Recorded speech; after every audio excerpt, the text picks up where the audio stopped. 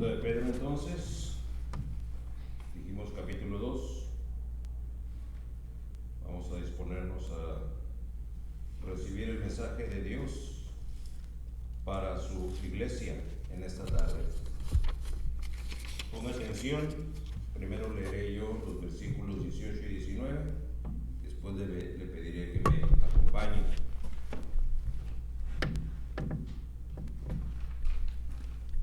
Para leer uno de los versículos, perdón. Dice la palabra de Dios así, en segunda de Pedro, capítulo 2, versículo 18. Pues hablando palabras infladas y vanas, seducen con concupiscencias de la carne y disoluciones a los que verdaderamente habían huido de los que viven en error.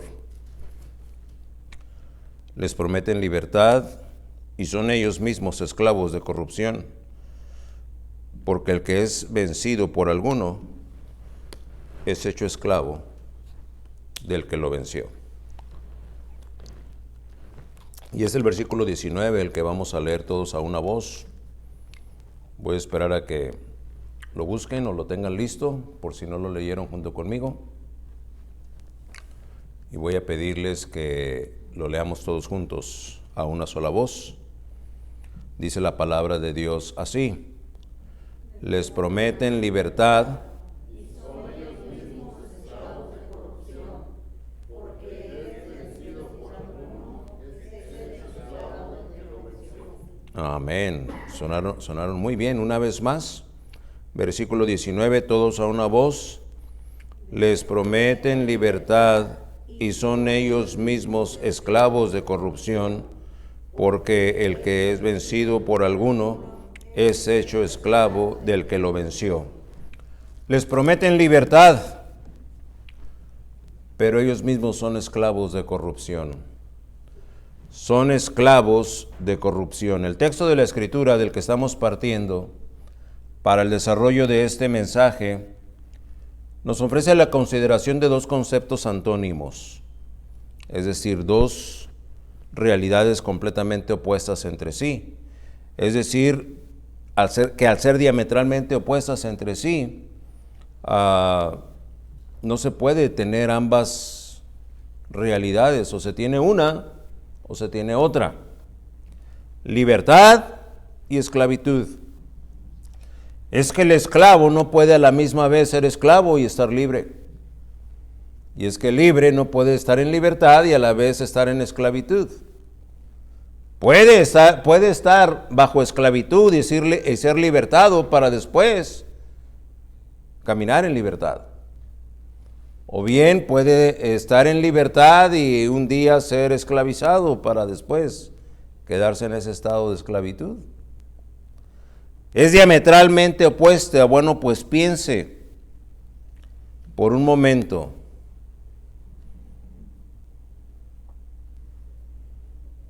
La libertad es autodeterminación, independencia, autonomía, emancipación, libertad, facultad que tiene el ser humano de proceder o no proceder, según su inteligencia y su antojo.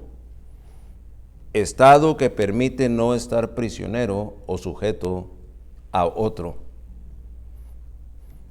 Ahora, hagamos otra pausa para pensar en lo opuesto a libertad.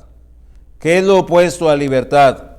Sumisión, sometimiento, opresión, abuso, explotación, tiranía. Esclavitud, estar bajo el dominio jurídico de otro, que se carece de libertad, permanentemente sometido a un deber, pasión o vicio. Si seguimos cuidadosamente disectando este versículo 19 que leímos todos juntos, notaremos también que el verbo conjugado en tercera persona aparece ahí y tiene que ver con el hecho de que prometen. Implica el uso de la palabra y de la voz y del lenguaje a la hora de prometer, Porque no puedo prometer que estando callado, tengo que usar la palabra. No puedo prometer solamente pensándolo y deseándolo, no, lo tengo que emitir. Por eso cuando decimos que promete, implica el uso de la palabra, del lenguaje. Y en el versículo 18 nos lo revela como, nos revela cómo es ese lenguaje. Y ese lenguaje lo describe con un adjetivo calificativo que es escandaloso. Es que los oportunistas del engaño para beneficio propio nunca han cesado de estar ahí usando, como dice la palabra de Dios, palabras infladas. Palabras infladas. El término que se usa muy coloquialmente es bluffing, ¿verdad? Blofean. ¿Cuántas veces en la dicción del juego se aplica ese término? Si quieres, tengo tan buena carta, dicen los jugadores de póker, ¿verdad? Que si quieres ver este juego que tengo, te va a costar el doble de lo que apostamos. Y voltean las cartas. Y aquel está pensando, cielos, pues no, mi juego no está tan bueno. Entonces, si voy a apostar el doble, aquel me está diciendo que el doble porque tienen muy buena carta y la mía no es tan buena. No, pues no voy. Y entonces el que dijo o el que asumió tener un mejor juego gana la apuesta que estaba en el centro. Y no han sido pocas las veces que cuando se voltea el juego de aquel que dijo apostar el doble, era un juego débil. Inclusive probablemente no tenía nada para poder competir. Pero blofeó. Es decir, si quieres ver mi juego, te va a costar tanto. Pues aquí está, te pago tu tanto y otro tanto más. Ah, caray, se la regresaron al mentiroso. Pues está bien, te lo pago, enséñame tu juego. Y resulta que el que empezó con el alarde de que tenía buen juego, nada más tiene un par. Y el que había respondido tiene un tercio, gana el que tenía un tercio. Pero el que blofeó estuvo en la línea de poder ganar la mano. Así es como son los falsos, blofean. Palabras infladas. A manera de ejemplo, viene a mi mente una anécdota. Papá había muerto ya hacía 2 años. Y recuerdo que en esas vacaciones mi mamá había hecho arreglos para que mis tíos, cuando me refiero a esas vacaciones, digo las vacaciones, por ejemplo, de las 2 semanas de Navidad. Ya saben que en la escuela allá en México, a los niños nos dan 2 semanas de vacaciones. Salimos el 17, 18 de diciembre y ya regresamos hasta el 3 o el 2, según sea el caso, de enero. Y luego también estaban las 2 semanas de vacaciones de Semana Santa. Entonces mi mamá había hecho arreglos para que el pillo de Gerardo fuera a trabajar con los tíos, que eran carroceros. Arreglaban carros chocados y trabajaban en esos talleres para repararlos y pintarlos. Y mi mamá había hecho arreglos para que Gerardo fuera, que en las vacaciones no estuviera de ocioso y se fuera a trabajar con los tíos. Entonces yo fui a trabajar con el tío Misael, me acuerdo. Y ya había pasado la primera semana y me había ganado mi sueldo, ¿verdad? Y pues había pasado mi primera semana de trabajo, yo tenía mi sueldo y me había pagado, recuerdo bien, 50 pesos de aquellos. Y este día de pago era a 1 o 2 días de la Navidad. Y considerando que papá ya no estaba y mamá estaba batallando, para entonces ya había entendido que los regalos de Navidad pues los proveía papá. Y yo no soy digno de mérito, pero yo recuerdo que yo lo primero que pensé es comprar algún juguete para mi hermanito, el que ya está en la presencia del Señor. Yo tenía 12 años, le llevo 4, él tenía 8. Entonces, camino del taller a la casa, había un tianguis de esos que se ponen, ¿no? Que venden juguetes. Y yo traía mis 50 pesos y pensé, voy a parar a comprarle un juguete a Eduardo. Y me bajé del camión, transporte público ahí, y me fui al tianguis ese que estaba en el Parque Morelos. Y pues para mi desilusión, ¿verdad? Porque iba entrando y pues todo lo que se vendía ahí costaba más de 50 pesos. No, pues 700 pesos. 150 pesos. Ya, hombre, estos monitos luchadores ahí, aunque sea.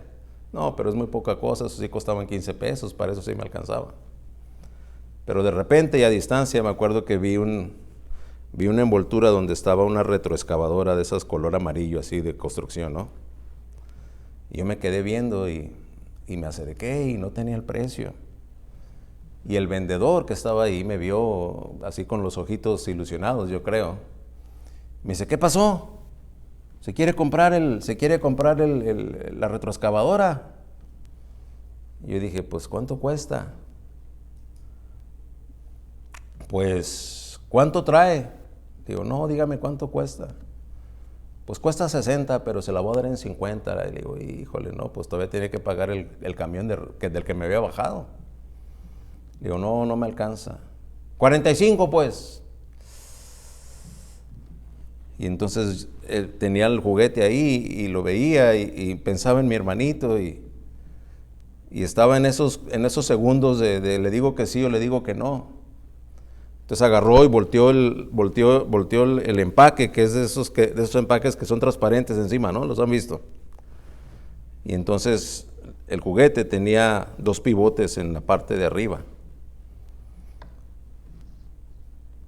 Y entonces me dijo, llévesela, mire, oprime este pivote y la pala se levanta. Y oprime este otro y voltea. Si ya nomás tiene que conseguirse un camioncito de esos de volteo y ya tiene el set para jugar. Y cuando me dijo eso, dije, va, ya, lo pagué. Agarré mi juguete y mis 5 pesos de vuelto y ya me fui al camión. Y ya yo iba a casa con la ilusión de llegar y dárselo a mi hermano. Y sí, el día siguiente era Navidad, era el mero 24. Ya me estoy acordando. Y entonces llegó la hora de que se lo entregué y entonces le dije, te va a gustar, míralo. Y ya lo vio y pues también se le abrieron los ojos. Y le dije, ¿sabes qué? El señor que me lo vendió me dijo que si le oprimes este pivote, levanta la pala y que si le oprimes este otro, la voltea. A ver, falso. Estaban fijos esos pivotes. Bloqueó. Me engañó. Pero yo ilusamente le creí. Y gasté mis 45 pesos, mi semana de trabajo, en un juguete que no hacía lo que me dijeron que iba a hacer. Bueno, ejemplos así tienen que ver con los que hablan palabras infladas. Te va a gustar, te la vas a pasar bien. Eso está a todo dar. Inviértele. La estafa que ese tío Misael fue de la que fue él víctima unos años después, estaban en su taller y llegó una persona con un carro bonito, un carro de modelo reciente y dijo, mira, mi carro está perfecto, lo único que quiero hacer es que no quiero que se le vea esa parte de ahí abajo, que se le vea color metal, ¿pueden pintarla? Sí, claro. ¿Cuánto me cobran? Cóbrame lo que quieras, pero hámelo ahorita. No, pues te cobramos tanto. Sí, claro que sí. ¿Cuánto tiempo está listo? Pues en unas 2 horas. Ok, en 2 horas regreso. Y regresa el señor a las 2 horas y traía unas pizzas y unos lonches y no sé qué tanto ahí al taller. Órale, sírvanse. Disfrútenlo. Me gustó el trabajo que hicieron. Gracias. Y se fue. Causó una buena impresión. Este es un buen cliente, ¿no? A las 2 o 3 semanas viene y dice, oye, ¿cuánto le comprarías a un amigo ahí de la oficina? Porque déjame decirte, yo soy parte de un grupo de inversores. Y este amigo en la oficina le gustó el trabajo que me hiciste, tiene un carro muy parecido, ¿te lo puede traer? Sí, te lo voy a mandar. Ahora, probablemente él te va a invitar a invertir dinero. Yo nada más quiero decirte, cualquier oferta que él te haga, yo te puedo mejorar la oferta. Ahorita tenemos una inversión muy importante que podemos hacer. estoy juntando a N número de personas que si solamente contribuyen con 5,000 pesos, en una semana te ganas el 50% de esa inversión. ¿Cómo? 5,000 pesos, 5,000 pesos y en una semana te entrego 7,500. Bueno, te digo porque si ese amigo viene, a lo mejor te va a hablar de algo parecido y pues yo te conozco primero, considéralo. Si quieres que tus 5,000 se conviertan en 7,500 en una semana, avísame. No, pues sí me interesa. Bueno, entonces, a ver, si quieres llena aquí esta solicitud. ¿Cuándo tienes los 5,000 a la mano? No, pues mañana. ¿Ok? Al día siguiente pasó, le entregó los 5,000 pesos. Firmó ahí un papelillo balín. Y evidentemente a la semana llegó la persona. Aquí están tus 5 y aquí están tus 2,500 de ganancia. Ahora, 2,000, o sea, el doble de la inversión en una semana sin hacer nada. Okay. Esto no va a pasar siempre, pero ¿te interesaría si eventualmente llega a haber algún otro? No, pues sí, avísame. Pasaron 2 semanas y regresó la persona. ¿Sabes qué? Ahí está otra vez, igualito que la vez pasada. Nos entrega 5,000 y 50% de ganancia. No, pues va, vente mañana por él. Ya, a ojos cerrados el día, ¿verdad? Ahí están los 5,000. Fírmale. A la semana trajo los 7,500. ¡Bum! Ahí están. Órale. En un mes ganaste 5,000 pesos sin hacer nada. Los primeros 2,500 que ganaste, más estos 2,500 ya tenías 10,000, ¿te acuerdas? Pues ahora ya tienes 15,000. Y a lo mejor lo cierto es que estos 5,000 que me diste, me los diste los 7,500 que te traje. Así que pues ahí la llevamos, ¿no? Como te digo, esto no es de siempre, pero si se llega a presentar, pues ¿quieres que te avise? Sí, cómo no. Y pasó esa vez, pasó más tiempo, no sé, algunos, más de 2, 3 semanas, tal vez un mes. Y entonces llegan en el carro del amigo que había pedido que le pintara igual donde le había pintado al anterior. Dice, oye, aquí está mi amigo, mira. Y mi tío Misael ya estaba tentado, ¿no? ¿Y qué pasó? Pues ya no ha habido chance de inversión. Oh, pues como te dije, eso no es de siempre. Y entonces empieza a hablar con el presunto compañero de oficina. Le dice, oye, ya no ha habido de esos fondos de inversión que estábamos manejando, ¿verdad? No, ya te dije, pues ya se acabaron, eso no es de siempre. Ahorita tenemos, bueno, lo que te comenté esta mañana, ¿verdad? De veras, se me había olvidado. ¿Sabes qué? No están los mismos que teníamos la vez pasada que vine, donde te ganaste tú el 50%. Ahorita hay unos que solamente a los muy allegados podemos comunicarles de esta situación, pero ya aquí ya la inversión ya no es de 5,000. Aquí la inversión es de 25 para arriba. Pero no te vas a ganar el 50, te vas a ganar el 60%. De manera que de 25 que metas, te vas a ganar el 60% de esos 25. Yo sé que, bueno, tú eres, pues, no sé si este taller es tuyo, eres trabajador aquí, a lo mejor no tienes los 25, ¿verdad? Pero tú me preguntaste, por eso yo te digo. ¿Te interesa? No, pues sí. ¿Y cuándo puedes tener los 25? Mañana. Pues mañana aquí nos vemos. Regresa al día siguiente, le entrega los 25,000 pesos y hasta la fecha no lo he vuelto a ver. Al estafador le costó 5,000 pesos robarse 20. Palabras infladas. Palabras infladas. Palabras infladas.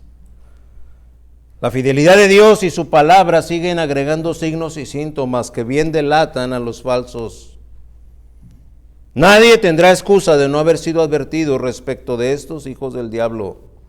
Falsos maestros, engañadores, probados y reprobados en cuanto a su maldad, en cuanto a su destreza para sembrar duda, para aminorar los destructivos efectos del pecado. No te va a pasar nada. Para retar y aprovecharse de la inocencia y de la ingenuidad de otros. Prevaricar y engañar aún a los escogidos, según lo dice Mateo 24:24. Dice la palabra de Dios, porque se levantarán falsos cristos y falsos profetas y harán grandes señales y prodigios. Harán grandes señales y prodigios de tal manera que engañarán, si fuere posible, aún a los escogidos. Son esclavos de corrupción. Vamos a entrar de lleno a los puntos del mensaje, pero vamos a pedir que sea el Señor el que nos lleve de la mano y vamos a ir al trono de la gracia de Dios en oración. Señor y Padre nuestro, yo te he pedido por este mensaje y a la hora de exponerlo, Señor, me declaro incompetente y falto completamente. Yo te pedí porque esta tarde estuvieran aquí, específicamente aquellos que tendrían a bien apreciarlo. Y puedo ver a los que tú has traído, Señor. Y yo extraño a algunos, pero ¿qué importa que yo los extrañe? Tú no has querido que ellos estuvieran aquí, por eso no están aquí. Pero los que están, Señor, están porque tú has dispuesto que escuchen esta revelación de Dios.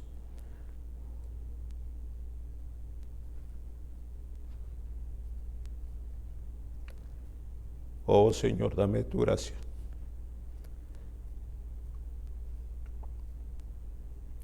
Concédeme entregar tu mensaje con fidelidad, con claridad y con simpleza,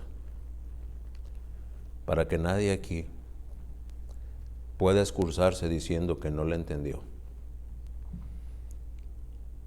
Y así tu propósito se cumpla.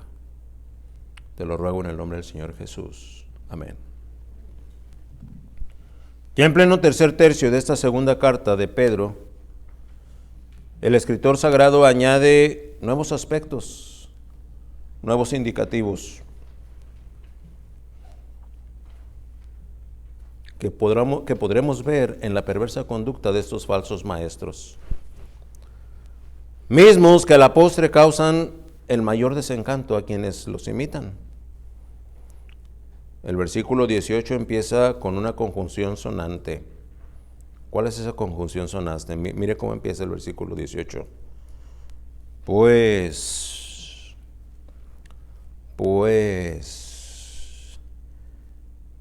para poder manejar esta conjunción con todo el sentido que tiene, tenemos que dar lectura al versículo 17. Cuando dice, estos son fuentes sin agua y nubes empujadas por las tormentas, para los cuales la más densa oscuridad está reservada para siempre. Y luego viene el pues, hablando palabras infladas.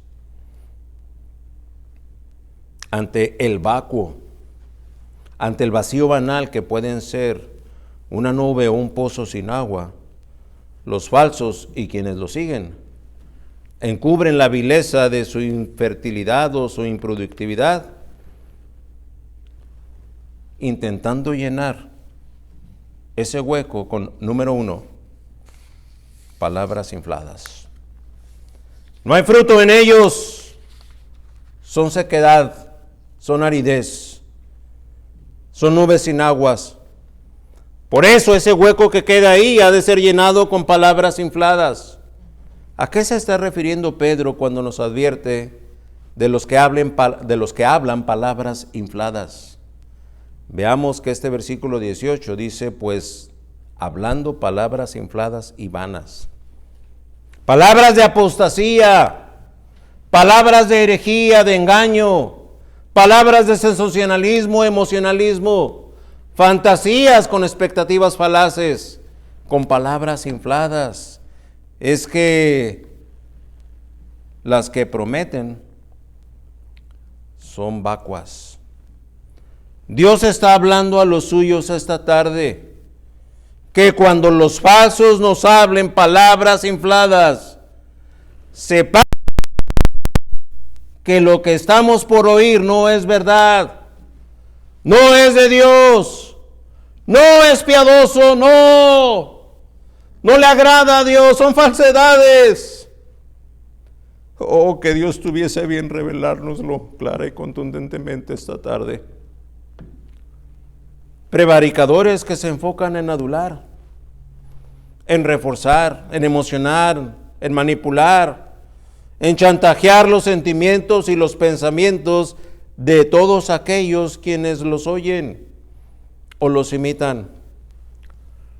Pablo no se puede quedar al margen.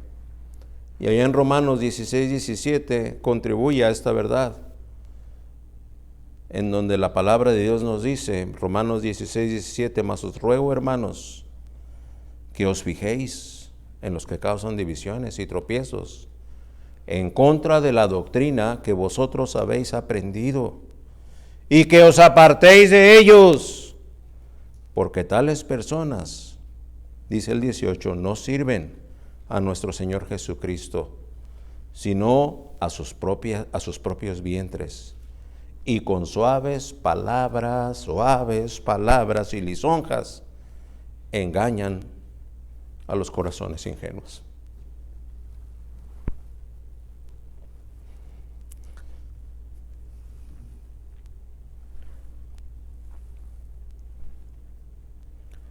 Que pudiéramos tomar un poquito el sentido de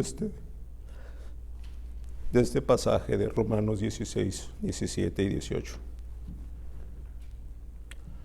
No podemos hacer de este otro mensaje en este momento. Podríamos hacerlo, pero perderíamos el enfoque del tema que está abordando Pedro.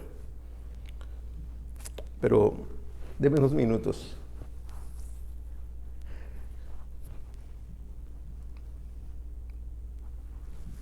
Para considerar lo que Pablo escribe. Esa es palabra de Dios. Es Pedro hablando.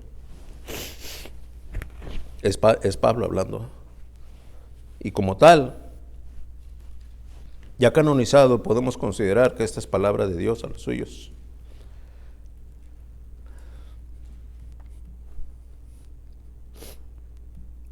Y si usted puede oír la voz de Dios, note cómo suene. Note cómo suena esta expresión. Mas os ruego, hermanos, versículo 17 de Romanos 16. Mas os ruego, hermanos. La palabra de Dios, el poder del Todopoderoso,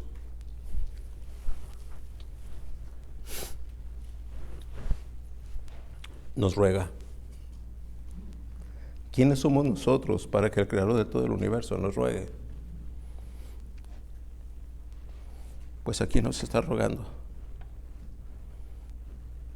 El ruego tiene que ver con el hecho de que nos fijéis, dice que os fijéis. Está llamando una alerta permanente. De día, de noche, de entrada, de salida, cuando estamos en la cumbre, cuando estamos en el valle, que os fijéis. Y viene la identificación en los que causan divisiones y tropiezos. ¿En contra de mis simpatías? No. ¿En contra de mis preferencias? No. ¿En contra de los que son de Guerrero, de los que son de Oaxaca, de los que son de Jalisco, de los que son de Sinaloa, de los que son de la capital? No. En contra de los que están en contra de la doctrina que vosotros habéis aprendido. Que quien está en contra de esa doctrina son los causantes, son los falsos maestros y los que lo siguen. Y luego viene la instrucción, y que os apartéis de ellos. Es una separación imperativa. Apartéis. Versículo 18, porque tales personas no sirven a nuestro Señor Jesucristo. No, son activistas y servilistas, sí, pero para su propia reputación, sino a sus propios vientres, dice, y con suaves palabras y lisonjas, ahí están las palabras infladas. ¿Qué es lo que permanente pretenden hacer? ¿Qué es lo que pretenden hacer con esas palabras infladas? Cierra el versículo contestándonos esa pregunta, ¿verdad? Engañar a los corazones ingenuos.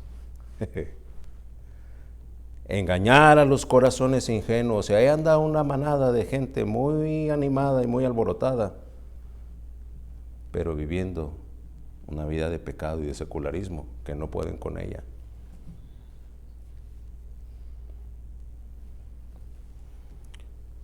Ciertamente tenemos que decir que esos falsos maestros son hábiles suficientes. Hace 2 o 3 semanas les decía que de manera circunstancial convivíamos con una familia que nos comentó: nosotros ya nos vamos a cambiar de iglesia. Y yo le dije: ¿por qué? ¿Cuál es el motivo? Yo hubiera querido escuchar una respuesta espiritual, válida. No, pues es que encontramos otra iglesia donde como que ahí sí hay más compañerismo.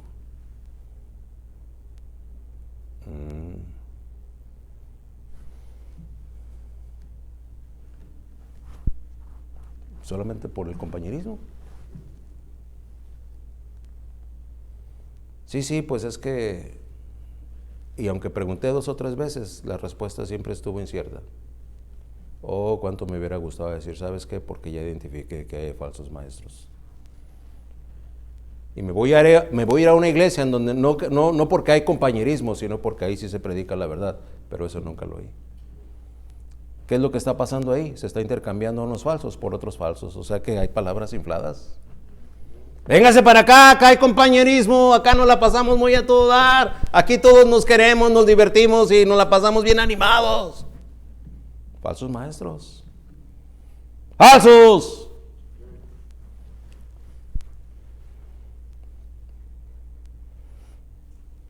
Son esclavos de corrupción.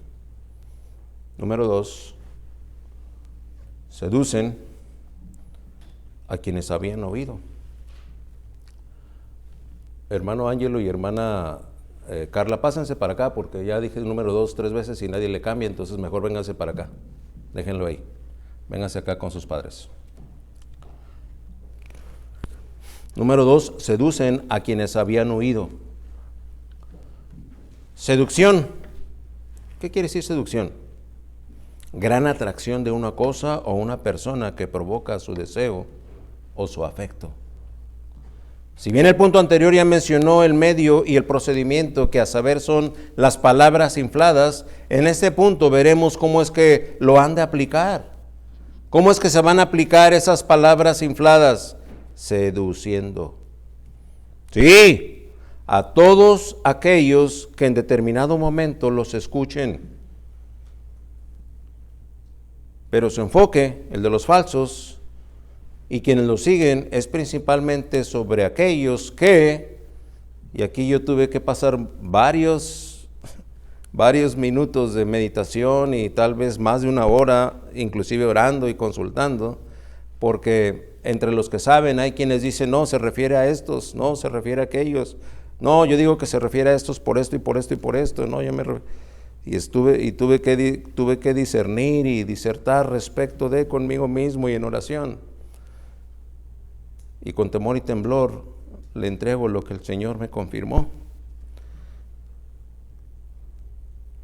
Decía yo que el enfoque de estos falsos y de quienes lo siguen es principalmente sobre aquellos que, número 1, sin ser alcanzados aún por la gracia de Dios, recientemente empiezan a dar muestras de poder oír y ser sensibles al Evangelio.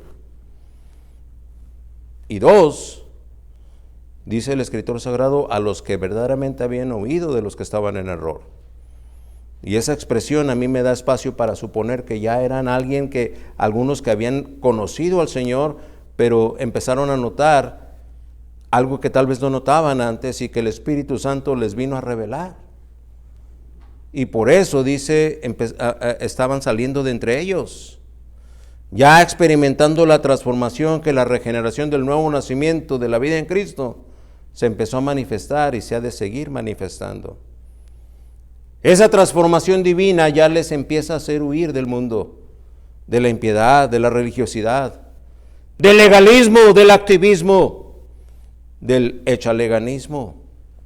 cuando aquellos falsos se aproximan para seducirles, distraerles, turbarles, y con elocuencia verbal y de ideología secular, que no es otra cosa que ideología del mundo, intentan hacer del verdadero Hijo de Dios una víctima de su despreciable, infernal y diabólico y perverso engaño. Déjeme repetir, hacerlo víctima de su despreciable, infernal, diabólico y perverso engaño. Suena fuerte. No dudo que pueda haber alguien que diga, ahí sí ya exageró, como que no es para tanto. ¿Una seducción diabólica? Se pasa, ahí sí ya está cayendo en exageraciones. Predicador o orador que está ahí enfrente. Es una exageración fuera de toda proporción. ¿De veras lo cree? Presupone que estoy exagerando. Tal vez tenga razón. Sí, tal vez tenga razón, estoy exagerando. Pero no estoy exagerando más de lo que Dios exagera en su propia y preciosa palabra. Y les voy a pedir que vayamos todos allá a Daniel 11. Después de que leamos este pasaje y demos una breve explicación del mismo, usted me dice si estoy exagerando. Daniel 11 dice el versículo 30. Porque vendrán contra él naves de Quitim, y él se contristará y volverá y se enojará contra el pacto santo, y hará según su voluntad. Volverá pues y se entenderá con los que abandonen el santo pacto. 31. Y se levantarán de su parte tropas que profanarán el santuario y la fortaleza, y quitarán el continuo sacrificio y pondrán la abominación desoladora. 32. Con lisonjas, ponga atención ahí, con lisonjas seducirá a los violadores del pacto, mas el pueblo que conoce a su Dios se esforzará y actuará. Versículo 33. Y los sabios del pueblo instruirán a muchos, y por algunos días caerá en espada y a fuego, en cautividad y despojo. Vemos entonces aquí lo que Daniel escribe respecto del falso de falsos. ¿Quién es el falso de los falsos? El anticristo, el falso profeta, la bestia. Dice, y hará según su voluntad, versículo 30. Volverá pues y se entenderá con los que abandonen el santo pacto. Se entenderán. Ese falso de falsos va a encontrar simpatía entre los que abandonen la fe, entre los apóstatas. Luego dice el versículo 31, profanará el santuario y la fortaleza, dice, y quitará el continuo sacrificio y pondrá la abominación desoladora.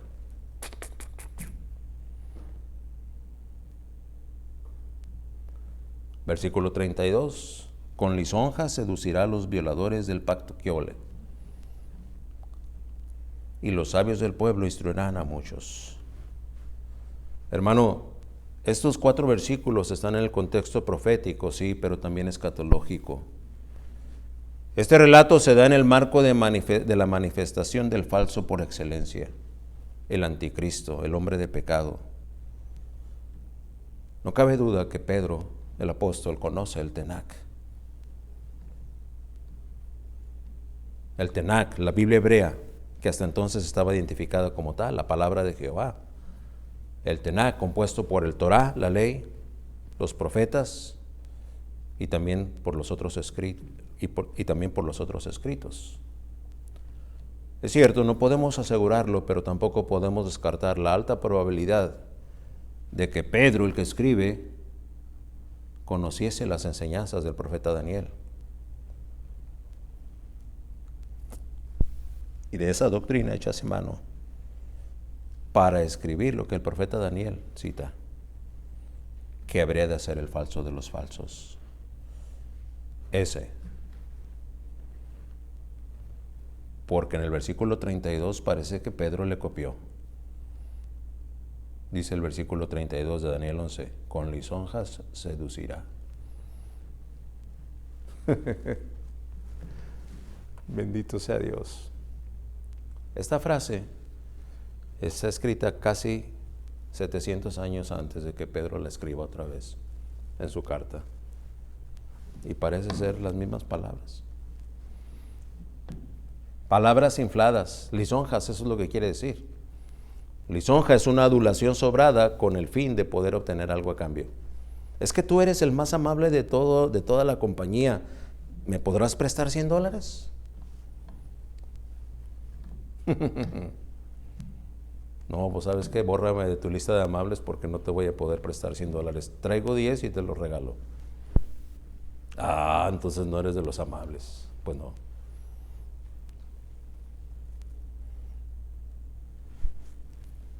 Lisonjas, con lisonjas seducirá. Pero gloria a Dios, vea conmigo lo que dice el versículo 33. Estamos en Daniel 11, ¿verdad? Es más, vamos a leerlo todos juntos, ¿qué les parece? ¿Sí están ahí todos? Gloria al Señor. Vamos a leer lo que dice el 33. Dice la palabra de Dios así: y los sabios del pueblo instruirán a muchos, y por algunos días caerán a espada y a fuego, en cautividad y despojo. ¿Se acuerda cuando empezábamos el servicio? Le decía de que hay congregaciones ahorita siendo acribilladas por el talibán. En la iglesia. En donde este versículo se está cumpliendo. Es escatológico. ¿Qué dice el 33? Y los sabios del pueblo instruirán a muchos. Y los sabios del pueblo instruirán a muchos. Así como esta semana en donde varios cristianos fueron asesinados y hoy están en la presencia de Dios. Este versículo, el 33, cita una profecía que hoy aquí se está cumpliendo. Hoy. ¿Qué día es hoy? 12 de septiembre, ¿cierto? ¿El día del cartero? ¿Sí? ¿O es el 12 de noviembre el día del cartero?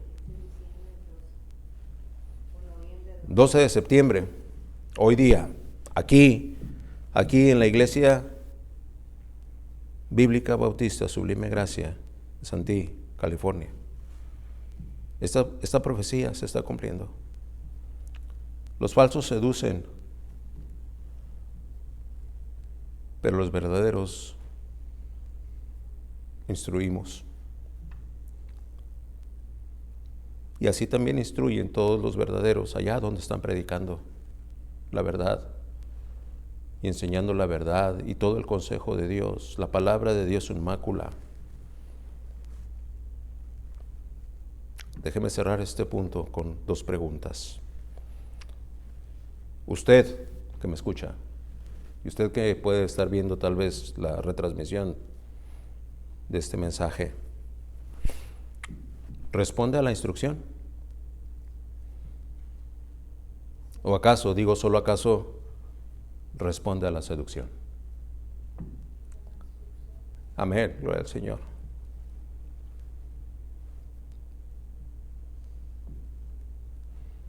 Hoy aquí se está cumpliendo lo que el profeta escribió.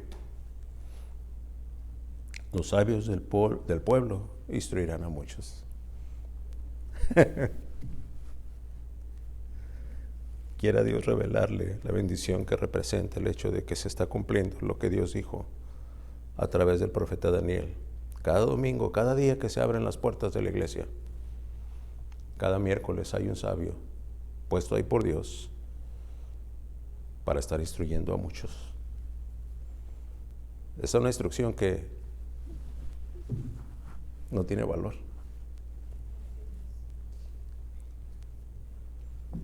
la fidelidad de Dios se manifiesta. Son esclavos de corrupción. Número 3. Prometen libertad siendo esclavos.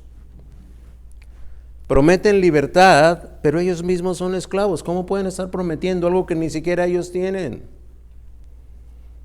Ocupémonos, mientras nos aproximamos a la conclusión de este mensaje, en evaluar las vacías promesas que aquellos que siendo esclavos de corrupción,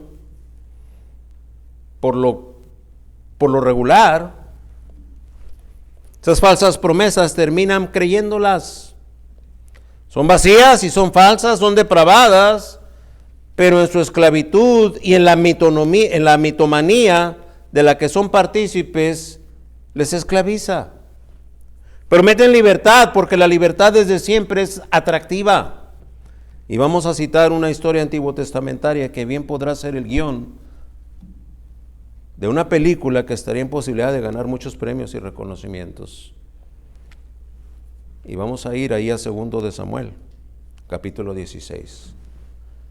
Vamos todos ahí. ¿Qué mejor manera de ilustrar a quienes prometan libertad siendo esclavos? 2 de Samuel.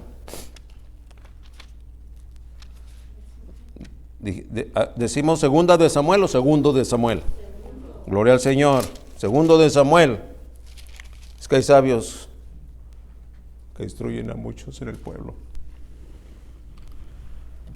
Dice la palabra de Dios allí en 2 de Samuel 16:20. Déjeme darle un poquito de contexto porque no podremos ocupar mucho tiempo leyendo todos estos pasajes, pero el protagonismo aquí es Aitofel. ¿Y usted, quién es Aitofel, hermano? Usted sabe quién es Aitofel, ¿verdad? A ver. ¿Un qué, hermana? Un falso profeta. Bueno, podríamos considerarlo, sí, puede ser, pero ¿cuál era su función en el reino de Israel? Aitofel era uno de los consejeros del rey David. ¿Ok? Y tenemos aquí al protagonista de esta película, se podría llamar Aitofel y su muerte, o Aitofel y su fin. Es el falso consejero del rey David. El coprotagonista es Absalón, el hijo del rey David.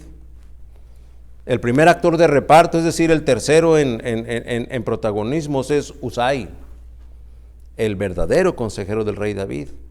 Y tengo que decirle que es una historia más que dramática y de un suspenso de esos que, si fuera una película, bien le podría tener a usted y a mí en el borde de la butaca, esperando qué va a pasar. Con ganas de ir al baño, pero no se levanta porque si se levanta se pierde la escena que viene. Y ahí está aguantándose y no, termina la película y hasta entonces se acordó que tenía que ir al baño, de lo bueno que está esa película. ¿Ok? Dirá usted, bueno, hermano, tanto así, pues no me crea. Siéntese una de estas tardes ahí abajo de la higuera. Es lo que hacían los verdaderos creyentes. Y prepárese a leer 6 capítulos, el 16 hasta el 21 de 2 de Samuel. Y va a encontrarse una historia sobresalientemente emocionante. No tenemos tiempo de verla toda, pues nada más nos vamos a apoyar en ella como ejemplo. Pero es más, vamos a leer un tramito. Todos juntos a una voz. Estoy en 2 de Samuel 16. ¿Les parece si empezamos en el versículo 20? ¿Ok? 16:20 y vamos a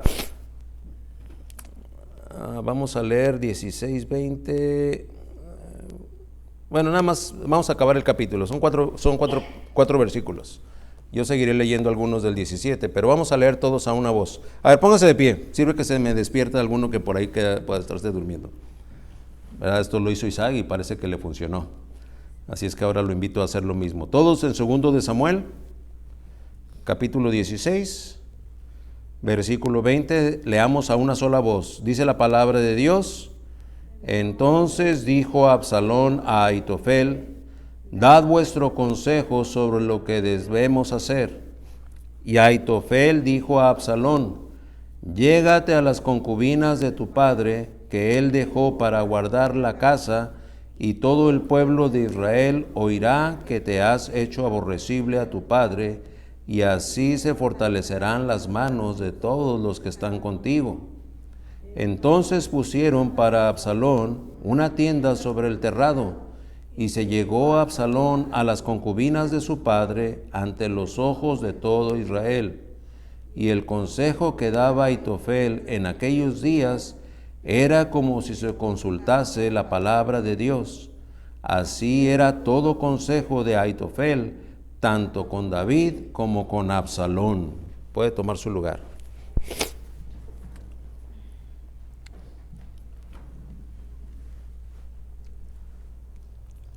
El juicio de Dios estaba alcanzando al rey David. Según el mismo segundo de Samuel, en el capítulo 12, en el juicio que Dios emite en contra de David una vez que Natán lo descubre respecto de su pecado con Betsabé, Dios le dice a David que iba a haber un día en el que uno de su casa iba a pagar las consecuencias de su pecado. Y aquí se empieza a fraguar el cumplimiento de ese juicio. Hermano, más vale que usted y yo como hijos de Dios entendamos que no podemos burlarnos de los juicios de Dios. Llegan tarde o temprano. Juega con las cosas de Dios y el juicio de Dios te va a alcanzar, si no a ti, a los tuyos. Y te va a causar un dolor tan grave como si te lo hubiera causado directamente a ti. Aitofel, al fin de cuentas, era uno de los consejeros de David. Pero Aitofel a su vez había padecido la afrenta de que el rey David había cometido adulterio con Betsabé, que si revisamos las genealogías era nieta de Aitofel. En Aitofel, el consejero del rey, había una espinita clavada por ese honor roto por el rey David. Y como dice aquí la palabra de Dios, Aitofel tenía mucho respeto de parte del rey y de parte de los hombres del rey. Y si Aitofel daba un consejo, era considerado un consejo que debía ser atendido. Si no bien obedecido, tenía que ser atendido. Tenían que escucharlo. Estamos en una etapa, en un contexto histórico en el que Absalón se ha rebelado en contra de su padre, David, e intenta dividir al pueblo. Y David, considerando que es su hijo el que se ha rebelado, en lugar de ir en contra de él, parece ser un poco complaciente, y pongo eso entre comillas. Y en lugar de confrontarlo, él mejor se retira un poco. De manera que, percibiendo eso, muchos israelitas pues empiezan a confiar en Absalón y se empiezan a unir al movimiento de Absalón. Pero lo cierto es que también hay muchos hombres que todavía son fieles al reinado de David. Como ambos están de alguna manera representando el reinado de Israel, Aitofel todavía es considerado un consejero. Y en la búsqueda de la definición que Aitofel quiere para que el pueblo completamente se rinda a él o completamente lo deje, manda a llamar a Aitofel. Y le pregunta y le dice: a ver, danos consejo. ¿Qué es lo que tengo que hacer? Y de acuerdo a lo que leímos, usted se dio cuenta, Aitofel dice: pues mira, si ya quieres que esto se resuelva, no tienes que hacer otra cosa excepto que de todas las concubinas que tu padre dejó en esta parte del reino, llégate a ellas, métete con ellas. Y esto va a definir, porque todos los que sepan que estás haciendo eso van a decir: no, pues sí, ahora sí ya entre Absalón, el hijo, y David, el padre. Ahora sí, se rompió todo y vas a ver cómo esto va a definir a todos los israelitas en favor tuyo.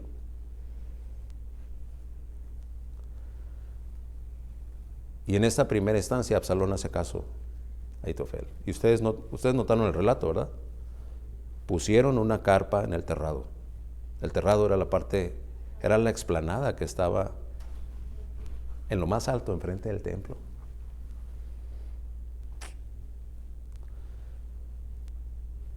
De manera que todo el pueblo podía ser testigo que Absalón estaba cohabitando con las concubinas de su papá.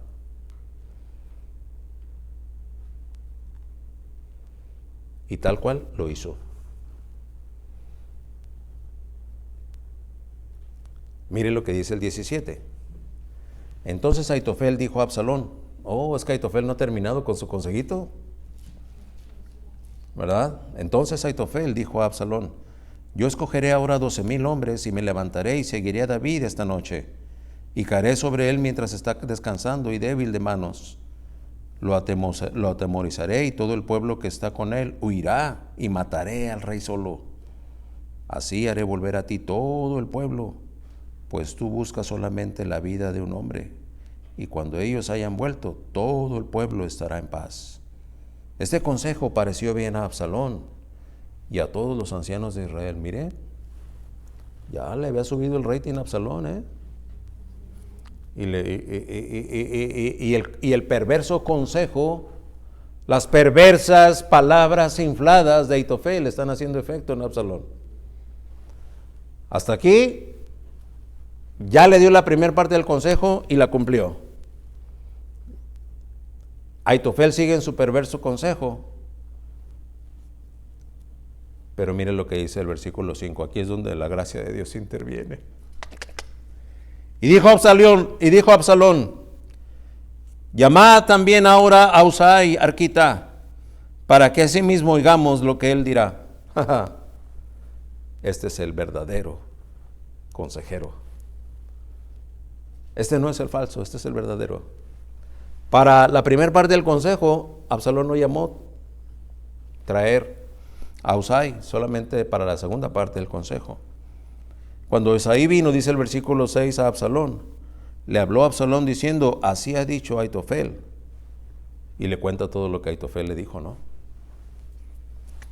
Y viene la pregunta final ahí en el versículo 6. ¿Seguiremos su consejo o no? Di tú. Entonces Husai dijo a Absalón, el consejo que ha dado esta vez Ahitofel, ¿qué dice ahí?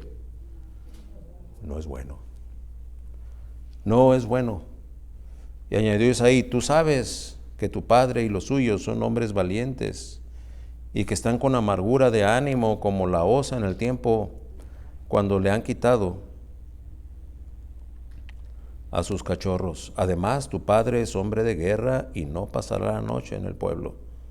Y aquí él estará ahorita escondido en alguna cueva o en otro lugar. Y si al principio cayeren algunos de los tuyos, quien quiera que los oyere dirá, el pueblo que sigue a Absalón ha sido derrotado. Husai estaba hablando verdad. Le dice, no, espérate, ¿qué te está pasando? ¿Qué le pasa a Ahitofel? Este consejo no es bueno. ¿Cómo que? A ver, ponte a pensar, Absalón. Va a juntar a 12,000 hombres y va a ir a buscar al rey. El rey no es tan ingenuo. Además, los hombres que están con él son esforzados. Tú estás diciendo que va a llegar Ahitofel con 12,000 hombres y todos los israelitas que están con tu papá van a huir y lo van a dejar solito y va a poder llegar él y matarlo. No, pues que no conoce a tu padre. No, él es hombre de guerra. Te aseguro que ahorita ya está escondido en un lugar donde nadie lo encontraría.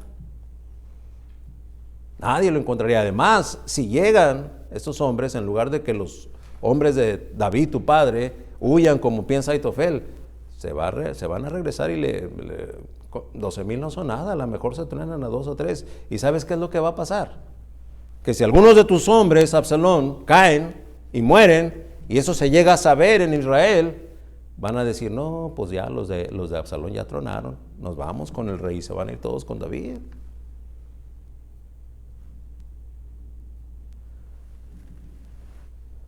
La historia continúa, pero no tenemos tiempo para poder seguir. Ya se despertaron algunos. Gloria al Señor. Pero sígalo leyendo, ¿ok? Porque la aplicación ya está lista para poderla aterrizar. Encontramos aquí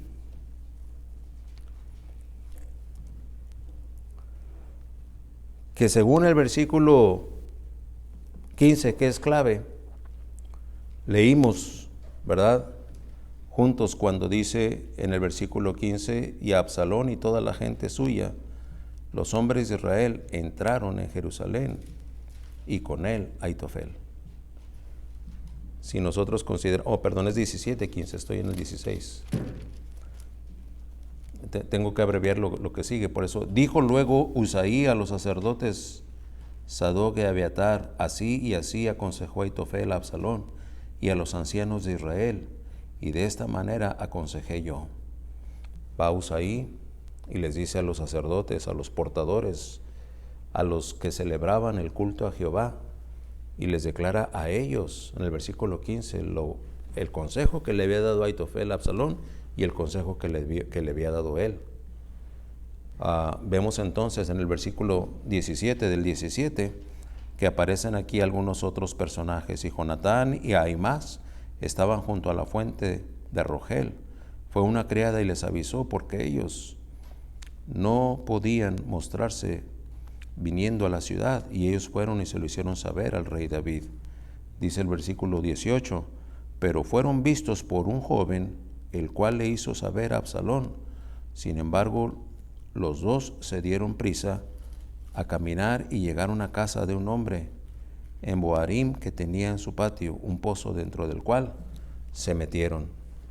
Aparece Jonatán. ¿Usted se acuerda quién era Jonatán, verdad? ¿Quién era Jonatán? A ver, dijo el hijo de Saúl. ¿Qué era Jonatán de David? Un entrañable amigo, como ninguno. Y la gracia de Dios concede que él se dé cuenta. Y cuando se dispone a ir a avisarle a David lo que Absalón está planeando, es visto. Es visto, y quien lo ve, va y le dice a Absalón, oye, vimos a Jonatán y a, ¿cómo se llamaba el otro? Hay más. Como que iban ya para allá, alguien les ha de haber dicho de lo que estamos planeando. Ah, sí, pues ve y búscatelos. Por eso le digo que esto parece una película, ¿no? Entonces Jonatán corre y va y se esconde en el pozo, en el patio de una israelita ahí, y se meten al pozo, y arriba del pozo ponen una tarima y ponen ahí como que está cocinando y está haciendo cosas, de manera que cuando los soldados de Absalón llegan y preguntan, hey, ¿qué? ¿Vieron aquí a Absalón y a Itaí? Dice, no, sí, pasaron, pero ya va por allá, bajando el arroyo, bajando el río, dice. Y aquellos se van. En cuanto se van, pum, destapan el pozo, salen, pum, y van y le avisan a David. Así es que estos personajes que aparecen llegan al punto en el que, mire, pues hay otros detalles, pero estamos muy cortos de tiempo. Mire el versículo 23, porque ahí está el desenlace. Versículo 23. Pero Ahitofel, viendo que no se había seguido el consejo, enalbardó su asno y se levantó y se fue a su casa, a su ciudad. Y después de poner su casa en orden, se ahorcó y así murió. Se ahorcó y así murió.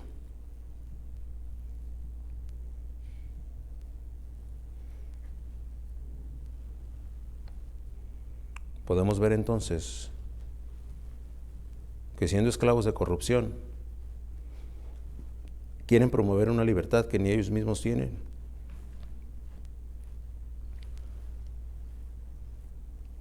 Muy probablemente Ahitofel, si no hubiera sido falso, hubiera alcanzado la gracia del rey.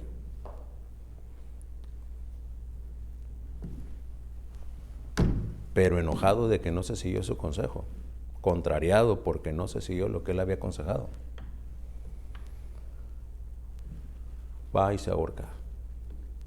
Es una característica de los falsos.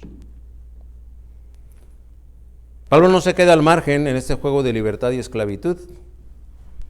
Y allá en Gálatas podemos encontrar en el capítulo 2, versículos 4 y 5,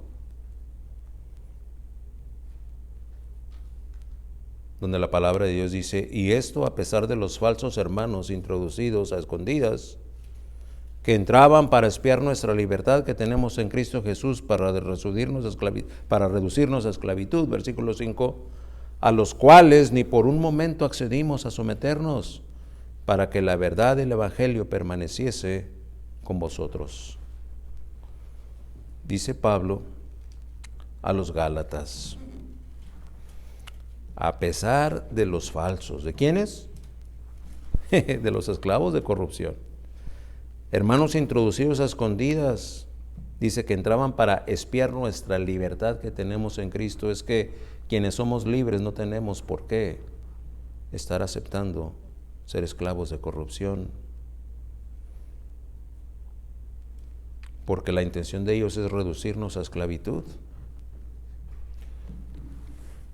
La aplicación directa es: no acceda a someterse a la esclavitud en la que están los que presuntamente prometen libertad. Son esclavos de corrupción. Punto número 4 y concluyente. Viven derrotados por quienes les venció. En este punto 4 del mensaje, la palabra derrota es palabra clave y por ende de llamar la atención. No por definición de nuestro idioma, sino por la raíz etimológica de la palabra. Sabemos de la connotación militar que hace referencia a la ruptura de una línea de combate, misma que conlleva necesariamente a la incapacidad de aquel ejército de seguir en la batalla.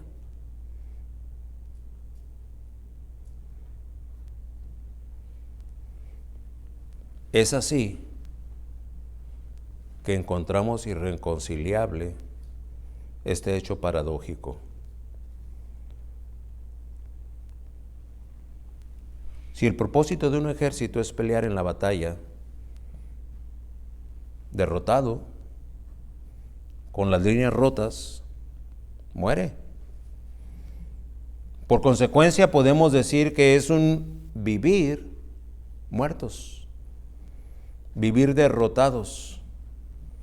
Efesios 2:1 ya lo dice y lo dice así, Pablo escribiendo a los Efesios: y Él os dio vida a vosotros cuando estabais muertos en vuestros delitos y pecados. Sí, el hombre natural vive, pero el espiritual está muerto. Muerto por el pecado. Es que es el pecado el que venció a todos los falsos, a todos los que lo siguen. Viven rotos, extraviados, confundidos, con crisis existenciales, con matrimonios disfuncionales o destruidos, con vicios o serias adicciones. Como lo dice el título de nuestro mensaje esta tarde, son esclavos de corrupción. No, ni esclavitud, ni corrupción, ni derrota, ni seducción, ni adulación.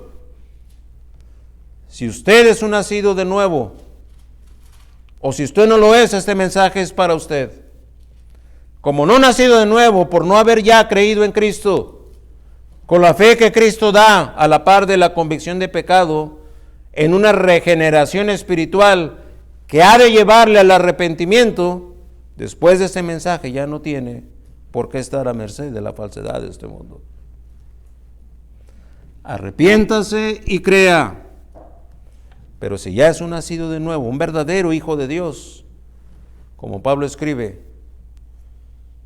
de los que habían verdaderamente creído allá en Gálatas 2:5, ni por un momento